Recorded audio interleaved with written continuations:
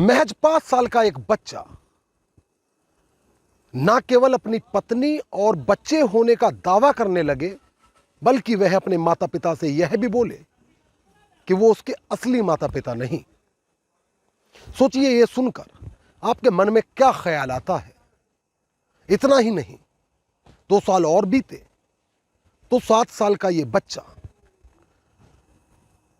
ना केवल अपने दूसरे जन्म और अपने पहले जन्म की मौत के रहस्य से पर्दा उठाने की बात भी करने लगा, बल्कि एक रोज यह अपने पिता की उंगली पकड़कर अपने पड़ोसी के घर पहुंचा और वहां जाकर बोला कि ये मेरे असली माता पिता का घर है।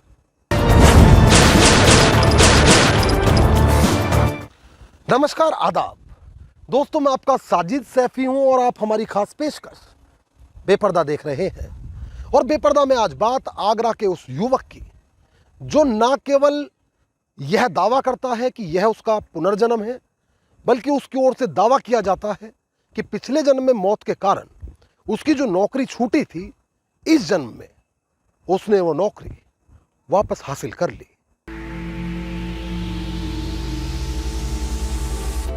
पहला उसी गांव में जन्म था, उसी गांव में दोबारा जन्म लिया। आमने सामने घर था मेरा बाबूलाल नाम था। पहले मैं चौकीदारी करता था थाने में। मेरा जन्म 10/5/95 मेरा जन्म हुआ था। मेरा दूसरा जन्म यहाँ पर हुआ था मेरा 10 मई 1995 को आगरा शहर से तकरीबन 30 किलोमीटर दूर बसे गांव बैने कला महावतपुर में सूरजपाल सिंह के घर में एक संतान ने जन्म लिया, जिसका नाम विप्र कुमार रखा गया। यह सूरजपाल सिंह का 5वें नंबर का पुत्र था और यह परिवार को इसलिए भी बेहद प्रिय था क्योंकि वह महज 10 महीने की उम्र में कुछ ऐसी हरकतें करने लगा जो उसके माता पिता को हैरत में डाल रही थी। तो हमारी डोकरी खिलावत है तो जी इतने रोवत हो और माँ जाए के चुप है जा तो सिगन माऊ फारे फारे आंखें देखत हो खंदा पे चिपकाए लेती तो तुम भूखो प्यास दिन भर राखे रहो तो बिल्कुल न नाऊ बिते रोवत हो। कोइयों कहते दिन भर है जातो है और जी नोना भूखो ही रहतो है और जी इतना ही दिक्कत रहतो आंखें फारे फारे के मैं जाने में के मम्मी मैंने के यहाँ कोई तो ना आए कहूँगे मैं जे डोकत तो ना आ गई। मैंने के तुम बाद ना ला रहे के चौकीदारों आ गई तो मैंने बेई तो ना है कि मोह तो बहु बेई लगा तो है और सब जाने देख वे आए कि ऐसे सिगा माऊ देख लेकर और फारे फारे आँख अब रोवे नहीं और बिना ही माऊ देख है एगो 1.5 साल को तो हमारे जो मशीन चलाते है तो मशीन चलावत है सब जाके चाचा के टिप्पो लगे जे नते बवी भी नकी हैं बाकी सती साई बहू आई आजे सो वो बैठ गई धरती पे। अब मुँह पटोला डरो तो वो पटोला बाकी एक लंकु मुँह करके और न्यों धर रहो। अब हम सारे जाने धरी हसे थे। मैंने कहा जी लोड़ा का कर रहा हूँ। मैं कहा बहू के चू तरन था ना वो तो बस जी यहीं को है और कोई ना जाए चौकीदार डोकर हुए। मैंने कहा और कोई ना आती।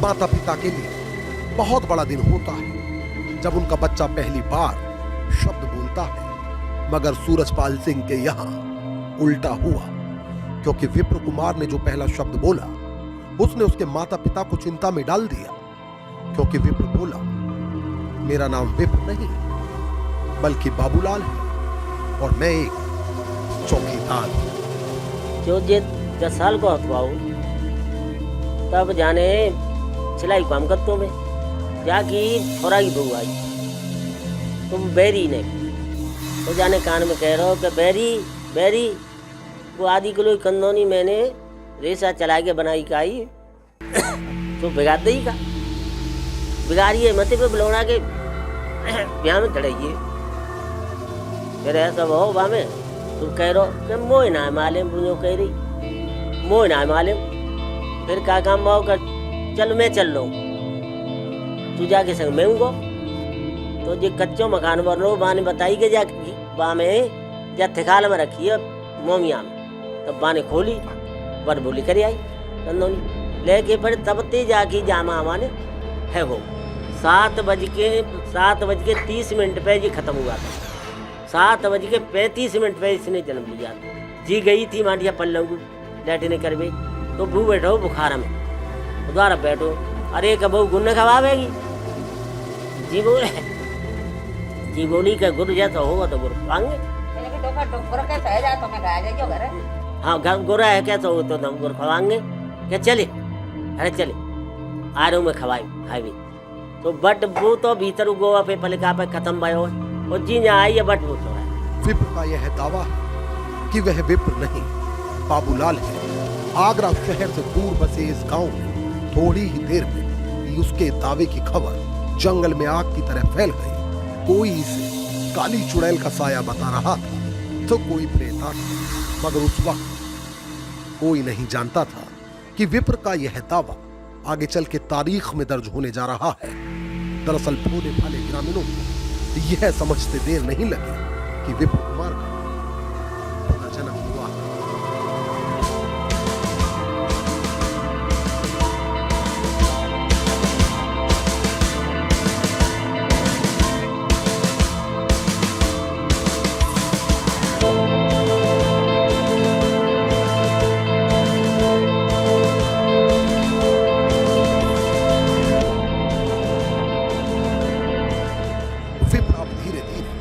बड़ा हो रहा था, वह अपने दावे पर अब भी अटल वह कायम था। मगर सवाल था कि विप्र जिस चौकीदार बाबूलाल की बात कर रहा है वह कौन है और उसकी मौत आखिर कैसे हुई। इस रहस्य से विप्र पर्दा उठाने जा रहा था क्योंकि अब वह 7 साल का हो चुका था और फिर एक रोज 7 साल का विप्र अपने माता पिता का हाथ पकड़कर उन्हें गांव की दूसरी कॉलोनी में रहने वाले बाबूलाल के घर लेकर पहुंचा। तब जी एक बात लेके गए तब जाने पैर आयो माटिया वो प्रधान के यहाँ ऐसो साहब आए तो प्रधान ने जो कही कि पहली जानकारी आदमी होती है कि मैंने देखा तो कोई नहीं है, सुना है कि मैं दिखाऊं तो आपको कि दिखाइयो कि कल लाऊंगो लेवाए के। कल जाए के लेवाए के गए वे तो चापा पे आई के और बट बोले के तू कौन हो पहले के जाई चौकीदार हो जाई थाने को। अरे के बखत थे घर के ना उधर लो ताजू कहते हैं चौकीदार अच्छा चौकीदार हुआ तू अपने रिश्ते लिखा गिला ते हाजिरी के कहाँ आई चलो या कोई रोक है वो नहीं तो बट चलोगो तो वहाँ में धूर में डर बंद रही डरी वहाँ में अलवारी में तो बट बटे चिलायो ऐसी के बाने ने धूर हलाई बट ऐसो गया तो मैं तो बाने हलाई के बोले कि का नाम बोले कि मेरा नाम हो बाबूलाल, ते बाप को नाम कहो सामले और ते पत्नी ने कहा कहो बैजंती। बाने खोलो वो 3 चीज लेकर आए। विप्र के पिता के मुताबिक बाबूलाल की मौत के कुछ घंटों के बाद ही उनकी पत्नी पूरी देवी ने विप्र को जन्म दिया, जबकि अब बाबूलाल का परिवार भी मानता है कि बाबूलाल ने विप्र के रूप में एक बार फिर उनके गांव में दूसरा जन्म ले लिया है। तो वहाँ गए तो वहाँ पे छोटे थे तो हम गए तो हम खड़े थे सो भीतर तक पटला ला के मेरे पीछे रख दो के जा पे बैठ जा। तो इनके पापा बोले कि बैठ जा, देख लो बहू के काजा पटला ले आओ, अपनी बहू के काजा पटला ले आओ। और फिर एक बार फिर जो इतने बड़े हो गए, इतने बड़े हो गए थे 2-3 साल के 2-3 साल के हो गए तब आए सो बैठे हम 4-5 औरतें बैठी हुई थी जहाँ खड़ंजा पे अपने पल्ले द्वार पे वो है ना बीच में लट्ठा गड़ा है जी इधर, तो वहाँ बैठे तो मैंने कही जे की मम्मी से मैंने कही अब इन्हें पूछो जे चौकीदार हैं या और कोई है। सोन ने पूछी कि चौकीदार के हाँ कि तुम्हारी नाती की बहू कहाँ बैठी है। तो मैंने और मेरी तरफ पीठ थी इनकी तब छोटे पीठ थी तो उनने मुड़े के और नो करे के मेरे गाय बढ़िया कर दी के जी है। तो मैंने फिर बिनते सारे करे होले सी ना मैंने पूछो तुम्हारे नाती को घर कहाँ पे है, कहता तुम्हारी नाती घर कहाँ है। तो एक वो ऊँचो सो चौतरा है वहाँ बनो के दे रहो और तुम्हारी नाती की बहू को घर कहाँ है तो इतने अंगुरिया कर दई इतने घर है। तो फिर पूछी कि तुम्हारा नाती कहाँ बैठो है तो जे बैठे भाई से बच्चों तरह पे तो अंगुरिया कर दई के 2 बैठो है। ऐसे करके पता फर गया खास करके। और तो विप्र अब 29 साल का हो चुका है, जबकि उसके दोगुनी उम्र वाले बाबूलाल के नाती पोते विप्र को बाबा कहकर पुकारते हैं। बाबूलाल के परिवार में होने वाले तमाम आयोजनों में विप्र अध्यक्षता करता है। यहाँ उससे दोगुनी उम्र वाली महिलाएं भी उससे घूंघट करती हैं, जबकि इस परिवार में कार्यक्रमों में हर रस्म की अदायगी भी बाबूलाल के तौर पर विप्र कुमार से कराई जाती है। दरअसल विप्र कुमार अपने भाई बहनों की अपेक्षा बहुत छोटी उम्र में ही बोलना शुरू कर चुका था। अगर विप्र की मां की माने तो 10 और 12 महीने की आयु में विप्र ऐसे कई काम करता था जो उन्हें चौंकने को मजबूर कर देते थे। शुरुआत में वह समझ नहीं पाए, लेकिन विप्र थोड़ा और बड़ा हुआ तो वह ना सिर्फ यह कहने लगा कि उसका नाम विप्र नहीं बल्कि बाबूलाल चौकीदार है, बल्कि वह यह भी कहता था कि उसका घर ये नहीं, उसका घर तो पड़ोसी बाबूलाल का जो घर है वह है। कहा जाता है कि जब विप्र की उम्र तकरीबन 7 या 8 साल रही, तब विप्र एक दिन अपने पिता की उंगली पकड़कर बाबूलाल के घर पहुंचा और वहां पहुंचकर उसने उसके परिवार से दावा किया कि वह बाबूलाल है और उसका पुनर्जन्म हुआ है। ऐसे में बाबूलाल के परिवार ने विप्र से कई ऐसी बातचीतों के बारे में जानने की कोशिश की जिनको सिर्फ और सिर्फ बाबूलाल जानते थे। दोनों परिवारों का दावा है कि विप्र ने 7 साल की उम्र में उन्हें वो तमाम बातें बताई जिनकी जानकारी जान गंवा देने वाले सिर्फ बाबूलाल को थी। ऐसे में अब ये दोनों परिवार ना सिर्फ विप्र से जुड़े हुए हैं बल्कि विप्र भी अपने परिवार के साथ साथ बाबूलाल के परिवार के साथ उनके हर कार्यक्रम में मौजूद रहता है। विप्र कुमार का ताल्लुक दलित समाज से है। उसका जन्म जाटव परिवार में हुआ, जबकि बाबूलाल पिछड़ा वर्ग यानी कठेरिया जाति से आता था, मगर विज्ञान की आंख में आंख डाले सामने खड़ी विप्र की पुनर्जन्म की इस कहानी में कोई जातीय भेदभाव नजर नहीं आता। ये दिलीप जी, ये जो विप्र है 22-25 साल का लड़का, ये कौन है? बाबा है। बाबा मतलब दादा। कैसे आपको पता है आपके दादा? ये जिस दिन पे खत्म भई गए उसी दिन ये पैदा हुई। उसी दिन पैदा हुए तो जिनकी याददाश्त पहले की याददाश्त ही तो भाई तरीका दीजिए हमें मानते रहे और ये हमें बताते रहे तो हम भाई तरीका दे जिन्हें अपने मान सम्मान वो जब छोटे हथ गए तो भी इतना ही बाजी आवत है। वहाँ से अपने घर से तो यहाँ घरे रहते हमारी ताई भाई और सब भाई भाभी बनी के पास खेलते रहते। ऐसे जो पुरानी जो बात बताते गए तो वो बात जिन्हें मालूम है, कभी बड़े बूढ़े नहीं मालूम है तो वो बात सही बता पाते क्यों करेंगे। तो इसलिए आपको पक्का यकीन है। और बाबा ये आपके दादा आपसे कितने छोटे हैं फिलहाल? हम तो जा छोटे होंगे अभी जा टाइम पे 17-18 साल छोटे। यूं तो विप्र की उम्र अब 29 साल हो चुकी है, मगर उसका दावा है कि उसे अपने पुनर्जन्म की हर एक बात याद है, यहाँ तक कि वह अपनी मौत का कारण भी जानता है। उसने दावा किया कि पिछले जन्म में वह थाने में चौकीदार था, जबकि उसके बेटे द्वारा लिया गया लोन न चुका पाने के कारण उसे हवालात में रात बितानी पड़ी थी और इसी सदमे में उसकी अगले कुछ दिनों में मौत हो गई।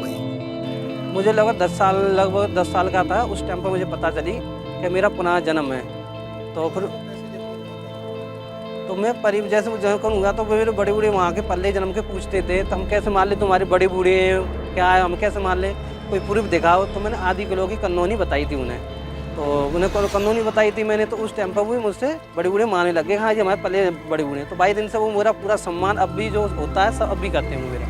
हाँ, पड़ोस में मेरे जन्म हुआ, आमने सामने मेरा घर था पल्ले जन्म का, तो आमने सामने मेरा जन्म हो गया था।